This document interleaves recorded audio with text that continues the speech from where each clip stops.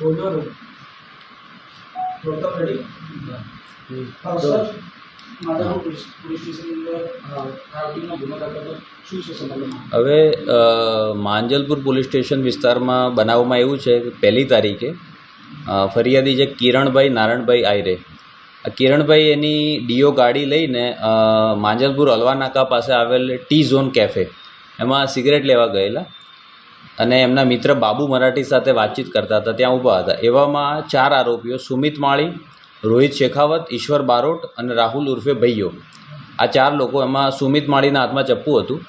તો આ 4 લોકોએ એની સાથે બોલાચાલી માથાકૂટ કરી અને ગાળાગાળી કરીને આ રીતે બનાવ બનેલો છે. એમાં તમામ આરોપીઓને 4 આરોપીઓ હતા, 4-4ને એરેસ્ટ કરવામાં આવેલા છે. આ મૂળ બનાવ છે. હવે આ જે બનાવ છે એ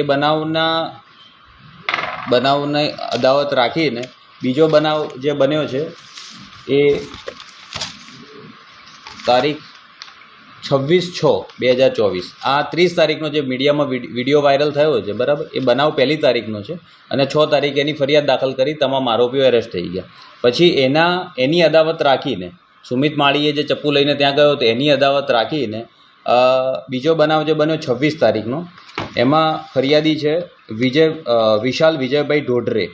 આ લોકો, એનો જે મિત્ર છે વિશાલનો મિત્ર સુમિતને બધા માંજલપુરની સામે મનહરનગર ક્રિકેટનું ગ્રાઉન્ડ છે ત્યાં ક્રિકેટ રમતા હતા. એવામાં 4 આરોપીઓ છે જયમીન વિજયભાઈ પડિયાર, અમિત ઠાકોર, કરણ ભલાભાઈ અને હિતેશ પરમાર ચાઇનીઝવાળો. આ 4 લોકોએ એની સાથે મારામારી કરી અને એના માથામાં ઈજા થઈ. તો એ આપણે જે ફરિયાદ દાખલ કરી 26 તારીખે 323, 324, 114 મુજબ, એમાં જયમીન પડિયાર છે એને એરેસ્ટ કર્યો છે અને બીજા આરોપીઓ છે એમની તપાસ ચાલુ છે. આ બનાવની અદાવત રાખીને પરમ દિવસે રાત્રે ક્રોસ રાયોટિંગનો બનાવ બનેલો છે. એ ક્રોસ રાયોટિંગમાં એક જે ફરિયાદ છે એમાં ફરિયાદીનું નામ છે દિવ્યાબેન સત્યમભાઈ ભીમરાવ કદમ. એમણે ફરિયાદ આપી છે. એમાં 4 આરોપીઓ છે: નામદેવ કૃષ્ણ મોરે, બીજું ભોપો જાડિયો, ત્રીજું કરણ, ચોથું જેડી, 5મો હિતેશ, 6ઠ્ઠો અમિત. આવા શોર્ટ નામ આપેલા છે. તમામ મનહરનગર કોતા તલાવના રહેવાસીઓ છે. એમાંથી નામદેવ કૃષ્ણ મોરેને એરેસ્ટ કર્યો છે. બીજા આરોપીઓ હાલ એની તપાસ ચાલુ છે. અને જે બીજી ક્રોસ ફરિયાદ જે આપી છે એ ફરિયાદી છે રીધમબેન ભરતભાઈ રમણભાઈ પડિયાર.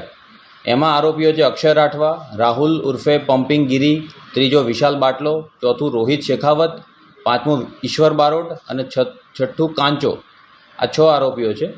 એમાંથી અક્ષય રાઠવા અને ઈશ્વર બારોટ આ 2ને એરેસ્ટ કર્યા છે. બીજા આરોપીઓની તપાસ ચાલુ છે. પોલીસ સઘન તપાસ કરી રહી છે. ગઈકાલે કોમ્બિંગ કરેલું છે વિસ્તારમાં, બરાબર. અને આ તમામ જે 4 ગુના નોંધી તાત્કાલિક એમાં આપણે કાર્યવાહી કરેલી છે.